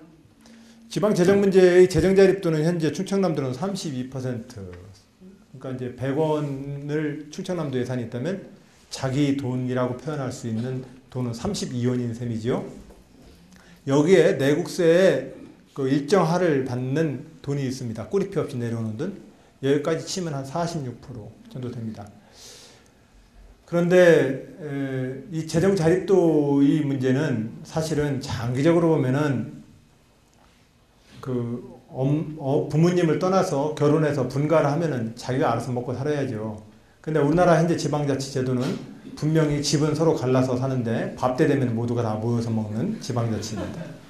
그래서 근데 그 책임을 다 네가 먹고 살아라고 얘기할 수가 없어요. 왜냐면 문제는 없다면도 몇 좀 있어야 갈아먹고 네 책임으로 살아라고 하죠. 그렇기 때문에 지금 상황에선 우리가 전체의 국가 재정 중에서 80%를 국세 형태로 걷습니다. 80%를. 20%를 지방세 형식으로 걷어요. 그러니까 니들 재정 자립도도 안 되니까 자칫 되겠어? 라고 걱정하시는 분들이 있는데 오히려 그거보다는 지금 일반적인 내국세의 일반적인 그 비율을 지금 현재 갑자기 오늘 이렇게 숫자에 약하죠? 27%인가요? 하여튼 그 내국세의 그 퍼센테이지는 17점 몇 프로 같다. 죄송합니다. 제가 얼른 기억을 못해서. 그 할을 자꾸 올려서 일괄적으로 지방 재정에 교부를 해주는 것으로서 지방 재정 문제를 풀어야 된다고 생각을 합니다. 네. 도지사 1년 만에 지나오셨는데요. 시행한 정책 중에서 가장 자랑스러운 일은 무엇인가요?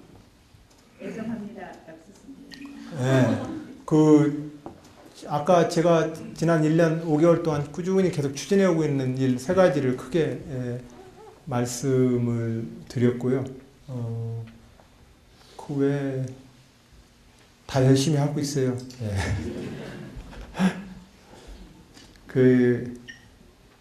성과 업적이라고 얘기를 하기에는 아직은 없습니다. 네. 네. 아마 지금 진행 중에 있는 걸로 알고 그 다음 질문으로 넘어가겠습니다. 충청 지역 4대강 공사 현황은 어떤가요? 그리고 완공 후 무엇이 가장 걱정되시는지요? 지금 제가 지난 7월 1일 취임하자마자 이 4대강 문제 때문에 아니죠, 저거 4대강 반대하는 거 맞아 안 맞아 저거 하는 태도가 왜 저래요? 이래가지고 제가 트위터에 또 한화 두드려 맞았습니다. 제가 천상 제 성품인가 봐요. 근데 문제는 제가 어떤 소신을 가지고 있느냐고 하는 것은 그건 쉬워요. 소신 그냥 얘기할 거면. 문제는 그것을 뭔가의 형태로 풀어내야 해요. 그런 점에서 보면 저는 그런 말씀을 드리고 싶죠. 안철수 교수가 평생 벌었던 돈을 갖다가 사회에 환원했다면, 그래서 그 사람에게 신뢰를 준다면, 권력을 옆에 놓고서 그 권력을 방종하지 않았던 역사가 있었다면 저도 조금은 신뢰해 주실 수 있는 거 아니냐. 그 사람 됨되면 그 정도는 되는 놈이다라고 인정해 줄 수 있는 거 아니냐. 그러면 어떻게 문제를 풀 것인지에 대해서 서로 간에 얘기를 좀 해주고 충고를 해줬으면 좋겠는데 애가 바뀐 것 같아. 이렇게 공격을 하면서 이 불신의 벽을 막 쳐버립니다. 그 고등학교 1학년 시절 학교를 제적당한 이후로 한 번도 민주주의 대의에 어긋나게 생활해 보지 않았습니다.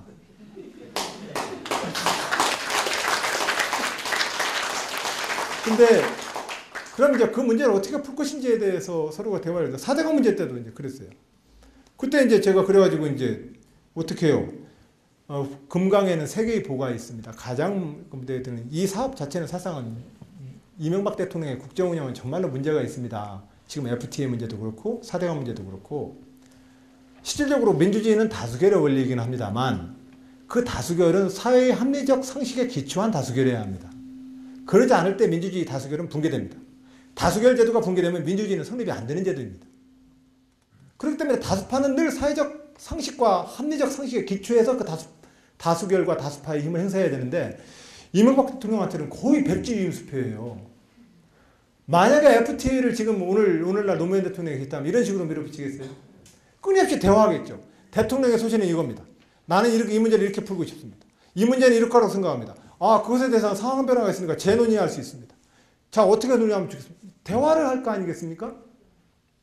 근데 오늘 이명박 대통령이 국회 한 번 와가지고 다수파 힘으로 그냥 밀어붙이자고 얘기를 하는 그 압박을 하는 것은 정치를 너무 못 하시는 거죠. 그런 점에서 이제 4대강 사업도 이제 그런 방식으로 됐는데 어쨌든 금강에 3개의 보가 있어요. 세종시에 세종보가 있고 공주보, 부여보가 이렇게 있습니다. 이 보가 있는데 이거 설명을 하면 또 길어요. 여튼 간에 지금 이만저만 해가지고 그냥 완전히 뭐 어떤 대화든 뭐든 김두관 지사님이나 저나 한 번도 대통령이랑 이거에 대해서 대안에 대해서 회신을 받아본 바도 없고 우리가 열심히 대안 낸 거에 대해서는 한두 장짜리 공문으로 딱 옵니다. 국가사업임으로. 예, 그냥 국가사업임으로 제가 좋은 말 해야죠. 근데 국가사업임으로 하여튼 간에 요거는 딸랑 하고 맙니다. 근데 이제 저 같은 경우는 부여나 공주 같으면 주민들이 또 압도적으로 찬성을 해요. 그 사업을. 찬성할 수밖에 없는 게 그 부지 근처에 있는 주민들에게 땅이 비만 오면 자꾸 잠기던 땅을 1m 이상씩 높여주고 2년 동안 농사 안 져도 그 수입 다 보장해 주니 그 인근의 농민들은 다 찬성이죠. 그거 싸움이 안 되는 겁니다. 그래서 이제 주민들한테 부여는 어떠한 지역발전 전략을 원하세요? 부여와 공주는 오래되는 백제의 수도 도시로서 어떠한 지역의 역사문화 관광도시의 발전 전략을 원하십니까? 그것이 실질적으로 지금 저 4대강 사업과 어떻게 상충될 때 주민들은 어떻게 생각하시겠습니까? 이렇게 자꾸 접근을 해서 얘기를 할 수밖에 없어요. 그러려면 도지사가 자기 소신은 분명하지만 나는 그것이 옳지 않다고 생각하지만 그것을 대화를 하려면 내 것도 땅에 내려놓고 대화를 해야 돼요. 그러지 않으면 대화가 안 되는 겁니다, 아예. 근데 그 당시에도 4대강 문제와 관련된 저희 태도를 놓고 불분명하다고 굉장히 욕을 먹었습니다. 4대강 문제에 대해서 저는 뒤에 지금 금강 비전위원회를 구성해서 끝났다고 생각하지 마세요. 제 임기 동안 3년 동안 홍수 예방 효과가 있었는지 수질 개선 효과가 있었는지 실질적으로 그렇게 나면 담수량은 쓸만했는지 이것을 검토하라고 예산을 지금 세워가지고 거기다가 모니터링 단을 중앙정부와 별도로 예산을 세워가지고 지금 붙여놨습니다. 3년 뒤의 결과를 가지고 우리가 작년에 싸웠던 그 논쟁은 어땠는지 우리가 한번 좀 삼아보자는 겁니다. 자, 그것은 제가 이렇게 얘기하면 그때 이명박 대통령이 하려고 한 사업목표가 괜찮았으면 어떡하려고 그래? 이렇게 하실 거예요? 아니에요. 그건 기본적으로 그 논쟁은 논쟁인 거고 국가 예산과 중요한 국책 사업을 그런 식으로 밀어붙이는 것은 국가 지도자가 해야 될 일이 아닌 겁니다. 그건 잘못인 겁니다. 그러나 우리가 늘 우리 사회에 지금 주제가 되고 있는 것은 환경 주제입니다. 이것이 개발을 해야 되겠다는 재산권자의 개발 욕구와 환경적 가치를 지키자는 사람의 이 갈등은 지금 전국 곳곳의 갈등입니다. 그러면 우리가 대표적인 요 사업들을 입안했던 사람들은 어떤 목표를 입안을 했고 실질적으로 진행을 해보니까 어떤 문제가 있었는지 그 당시에 찬반의 입장에 섰던 사람들의 논리 중에서 이것은 옳았고 어떤 것은 그러는지를 우리가 검증 자료로 좀 남겨보자는 겁니다. 누가 이기고 지구가 어디 있습니까? 대한민국이 좋은 나라 되면 되는 거지요. 적어도 이 품을 가지고서, 그러나 자기가 어떤 순간에서 자기 소신을 갖는 것은 당연합니다. 제 말이 혹시 어려운가요? 저는 4대강 문제든 FTA 문제든 다 마찬가지 주제라고 보는 겁니다. 그래야만 우리가 대한민국이라는 정체성으로 우리가 단결할 수 있지 않겠습니까? 안 그러면 저놈들 비기 싫어가지고 어떻게 살아요? 저쪽이 이쪽 볼 때에도 이쪽이 저쪽 볼 때에도. 그러면 너무 힘들잖아요. 오히려 이렇게 놓고 그렇게 해서 자기 것들을 좀 내려놓을 수 있는 사람이 실제로 자기 소신이 센 겁니다. 그거 소신을 딱 세우면요, 대화가 안 되기 때문에 실제로 자기 거 지키는 건 편합니다. 제가 이 얘기를 어제 저녁에 트위터에다가 두드려 맞았어요. 네 입장을. 저는 이명박 대통령의 현재 FTA 추진 방식과 이런 것에 대해서 이렇게 추진하면 안 된다고 생각합니다. 그리고 이 문제는 우리가 GDP의 70%에 가까운 GDP를 통상을 통해서 살아가는 대한민국 입장에서 통상과 개방 전략에 대해서 적극적인 태도를 갖는 것이 옳다라는 정도의 내 생각인 겁니다. 제 생각은. 그럼 어떻게 하는 것이 더 이익일까에 대해서는 이것저것 좀 따져봐야 합니다. 그렇게 좀 따져봐서 우리가 얘기를 하고 해야 되는데, 이명박 대통령 지난 3년 동안 뭐 했어요? 이 문제 가지고. 처음에 쇠고기 협상 가지고 그래가지고는 신뢰를 잃어버렸죠. 그러니까 지금 문제는 제가 가만히 어제 트위터를 보면서 이명박 대통령한테 화냈고 왜 저한테 화를 내시는지. 그래서 이 문제를 좀 그렇게 문제를 풀고 싶은데, 하여튼 그렇습니다. 제가 뭔 얘기하다가 여기까지 하는 거였어요. 네.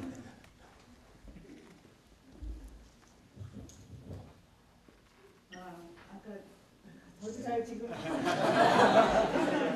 4대강 얘기가 예, 그래서 4대강 문제는 아까 말한 대로 그런 건강비전위원회에서 제 임기가 끝날 때까지 원래 주장에서 쟁점이 부딪혔던 요소들에 대해서 계속 지금 모니터링하고 있습니다. 어떤 일에서 아유 끝나나 봐, 이제 손 털고 별로 정치적으로 쟁점도 안 되고 관심 없으니까 다 이제 집에 가, 이러지 말자.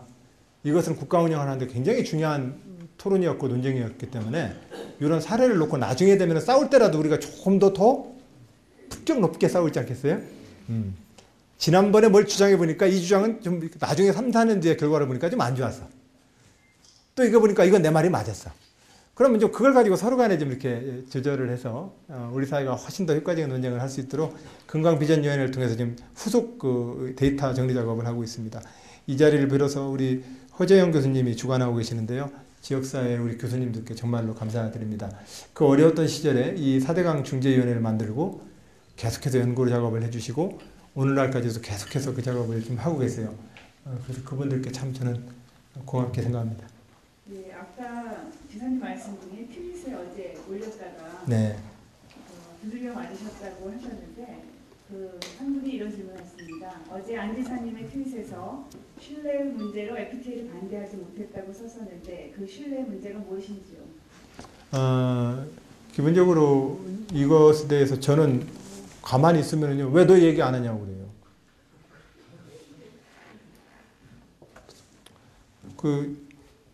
우리 정권 때 추진했던 일이어서 제가 얼른 그냥 지나가던 사람처럼 갑자기 막 뭐 입장 바뀌면서 막 달래들기가 참 저 스스로가 대책이 없습니다.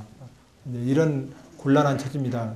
이 얘기를 시작했죠. 그리고 그 얘기를 하다가 이제 그랬을 때 이제 우리 논의에서는 좀 다른 해당 상황이 없겠습니다만 일반 국민들이 널리 볼 때에는 정권 바뀌니까 저 사람도 또 입장 바꿨네 이렇게 보이거든요.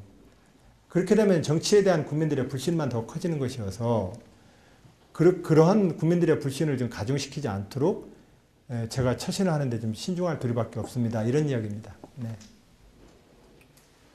내년 대선 전망은 어떻게 보십니까? 굉장히 무겁습니다. 그리고 오랫동안 말씀하셔야 될 것 같습니다. 아니요, 그 주제에 대해서는 그 선거는 모르더라고요. 노무현 대통령은 그런 표현을 잘 쓰셨는데 어느 구름에 비들었는지 아나. 그래서 선거는 매번 전체적인 지형 구조가 있지만 또 후보자 변수가 워낙 커서 또 그 후보자 변수가 가지고 물론 한국 사회에서의 대선 구조라고 하는 것은 전통적인 현재의 선거 구조가 있습니다. 가장 첫 번째 구조, 지역 구조. 그렇죠? 영남이냐 호남이냐. 사실상 영남, 호남 외에는 사실상은 다른 데서는 후보가 될 수 있는 거 없어요. 지금 현재 대선 구조상. 그러고 나서 전통적 또 한 이 정당 정치의 구조를 만들었던 것이 저는 좌파 아니요? 이렇게. 요 공격을 가할 수 있는 사람이 우리 한국 사회 기득권 세력인 겁니다. 근데 요 두 가지 구조를 가지고 있는 것은 마치 우리가 화투놀이로 치면은 쌍피 한 2장 깔아놓고 치는 겁니다. 요 구조를 가지고 이 대선이 치러지기 때문에 이쪽 야당 진영에서의 선거 구조는 매우 늘 어렵습니다. 그래, 물론 우리가 많은 정책 담론들을 얘기하지요. 지금은 이제 많이 바뀌었을 것 같아요. 이번에 박원순 시장님과 야권 단일화를 통해서 이겨내는 걸 보면 많이 이제 이 선거 지형도 바뀌고 있는 흐름이 형성되었고 그럴 가능성이 보여져서 매우 기뻤습니다. 이런 전통적 구조를 깨고 일어날 수 있는 그런데 이제 이러한 전통적 구조를 대체할 만한 선거 구조가 아직은 정착이 좀 안 돼 있어서 이 선거 구조를 전망하거나 예측하기가 참 어렵습니다. 후보자 변수가 너무 그래서 크게 작동을 하죠. 네. 강원 충북도립대학은 반값 등록금 시행할 듯한데 충남 도립대학은 내년에 반값 등록금이 시행될까요? 지금 충남 충청남대는 청양대학이라는 전문대학이 있습니다. 등록금이 340만 원 정도고요. 현재 시중 전문대학의 56% 수준입니다. 그래서 여기서 이제 더 이것을 내려서 이 340만 원대를 반값 등록금을 하게 되면 충남도에서 17억 원을 추가로 투자를 해야 합니다. 요 340만 원을 170만 원으로 낮추려면. 그랬을 때 이 투자의 효율성이 어떤 것이 좋은지를 잘 모르겠습니다. 그래서 그것에 대해서 지금 고민 중에 있습니다. 똑같은 재원을 쓰더라도 그것이 어떤 분야에 교수님들이 충원이라거나 학교 시설을 충원하는 것이 오히려 더 낫겠는지 340만 원이면 현재 전문대의 56% 수준이면 사실상은 그 반값 등록권서는 지금 돼 있는 건데 현재 수준에서 더 이것을 깎아내는 것이 지금 현재 도정의 우선 순위로 봤을 때 좀 맞는 건지 제가 지금 현재 도지사 취임하고 나서 만 5세와 무상 교육 정책을 채택을 했는데 그것을 내년부터는 중앙정부에서 중앙정부 정책으로 채택을 해서 제가 시행했던 예산이 이제 내년서부터는 도에서 예산을 편성 안 해도 돼서 참 다행이 됐습니다. 그래서 이제 셋자 또 무상보육 정책을 써서 이게 저출산 고령화 시대에 맞는 요 정책에 지금 재정을 좀 쓰는 것이 저한테는 급한데 이것을 대학 정책에다가 이제 쓰는 것이 어떨지에 대해서 지금 검토 중에 있습니다. 네. 연관된 질문인데요. 아들에게 해주시고 싶은 한 말씀. 여기서 제가 조금 덧붙인다면 지사님의 그 자녀 양육관은 어떠신지 그리고 거기에 맞춘 아들 둘 있다고 들었습니다. 그 두 아들에게 정치인이 아닌 아버지로서 대한민국 국민으로 살아갈 그 두 아들에게 해주시고 싶은 말씀 있으면. 제가 사실상은 좋은 아빠가 못 됐어요. 요즘 들어서 아이들한테 아빠 정도면 괜찮아. 너무 자책하지 마. 이런 위로를 듣는데 그 아이들이 한참 가난쟁이고 클 때 노무현 대통령 모시고서 혁명이 사라져버린 시대 90년 초반에 아이를 낳았죠. 많은 동지들이 우울증에 걸려서 또 많은 학생운동의 동지들이 불우한 처지에 빠졌던 그 우울했던 시절이죠. 그 시절에 이제 아빠 노릇을 하기가 저도 굉장히 버거웠어요. 그래서 좋은 아빠 역할을 못 해줬는데, 물론 이제 주말이나 아이 기저귀를 갈아주거나 아이랑 놀아주려고 노력하거나 뭐 이런 것은 뭐 또 골목에 가서 배드민턴을 같이 쳐주거나 뭐 이런 것들은 열심히 했어요. 근데 사실은 그 시간을 얼마나 쓰느냐가 중요한 게 아니라 내가 아빠가 돼서 정말 입이 째지게 좋고 행복해야 되거든요. 내가 정말로 나 아빠 됐어, 나 행복해, 막 이런 느낌으로 아이가 놀아줘야만 아이가 그 교감이 되는 건데, 저는 아버지의 의무감으로서 아버지 역할을 한동안 할 수밖에 없었습니다. 그 기간들이 2004년도에 제가 감옥에 갔을 때 깨닫게 되었어요. 아, 맞다, 내가 좋은 아버지가 그래도 안 됐구나. 나가면 정말로 아빠 된 것을 기쁘게 생각해야지. 근데 나와서 애들과 또 놀다 보니까 열받더라고요. 그래서 말 안 듣고. 근데 요 최근 이제 들어와서 이렇게 아이들이 이렇게 밥 먹는 것만 봐도 흐뭇해지고 좋아졌어요. 그래서 아, 나도 이제 아빠가 됐구나 이런 느낌을 받고 있습니다. 그래서 요즘 아이들한테 좀 격려받고 있습니다. 아, 그 정도면 됐어 이러고. 아이들이 격려하는 정도 보니까 대단히 자랑스럽고, 그 다음에 아까 아이들이 어렸을 땐 아빠 역할을 잘 못했다라고 자책하셨지만 그 안에는 아이들이 그걸 다 이해할 정도로 성숙한 아마 지사님 같은 아드님들인 것 같습니다. 예. 여기 써주신 내용 중에서 어떤 분은 지사님 애정합니다. 힘내세요. 네. 그리고 지사님 어찌 그리 냉철하며 지적으로 보이시는지요. 내면은 너무 따뜻한 사람으로 보입니다. 그럼 겉으로는 안 따뜻한 너무 냉철해서 원래 그 점에 대해서 어떻게 생각하십니까? 안 냉철해요. 제가 냉철하게 보이는 이유는 냉철하지 못한 제 마음에 어떤 것 때문에 냉철하게 보이려고 노력하는 거겠죠. 사실은 마음은 늘 언제나 당황스럽고 열이기 때문에 냉철해 보이려고 하는 아니 사실 그렇습니다. 우리가 표현하는 어떤 이미지는 자기의 어떤 공포나 불안을 감추기 위해서 더 그런 표현을 짓는 거거든요. 그만큼 제가 냉철하지 못하다는 것 때문에 냉철한 이미지로 보이게 만들 겁니다. 제가 아직은 그 정도밖에 안 되는데요. 어찌되었든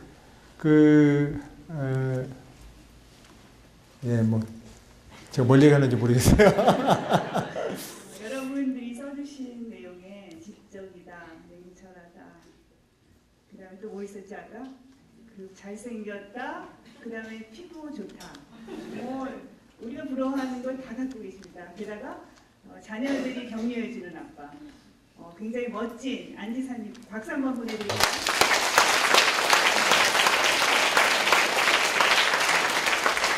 지금까지 많은 말씀을 해주셨고 인간 안희정 그 모든 것을 우리가 해보해봤는데 이것만큼은 내가 꼭 국민들에게 말씀을 드리고 싶다. 그리고 충남도지사로서 앞으로 내가 무엇을 더 꼭 하겠다. 이런 포부가 있으시면 한 말씀 해주시죠. 네.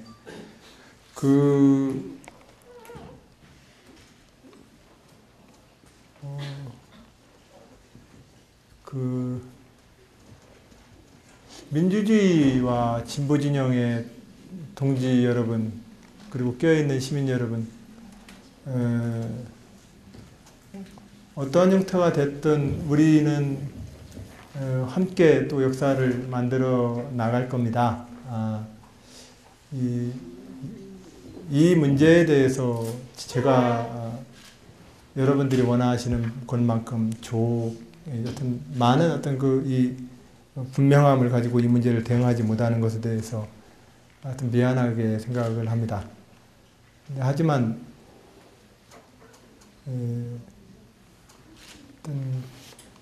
제 마음으로 그렇게가 저는 안 돼요. 그렇게 안 되고, 그래서 또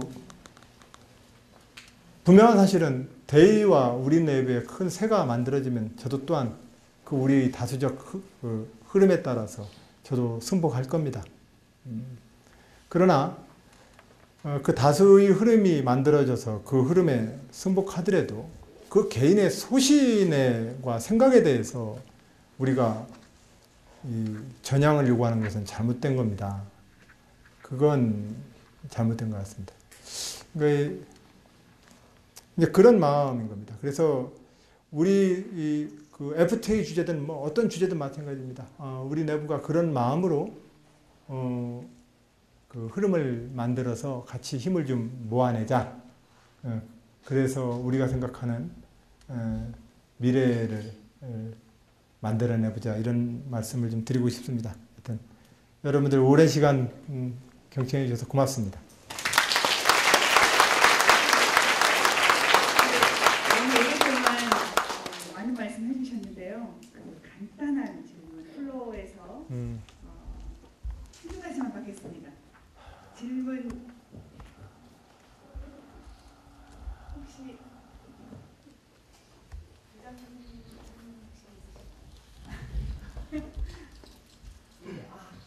너무 많은 워낙 질문들을 많이 하셔가지고요. 그러신 것 같습니다. 네. 질문이 없으니까 이것으로 대한민국의 미래는 지역이다 라는 주제에 안희정 지사님의 강연을 마치겠습니다. 큰 박수로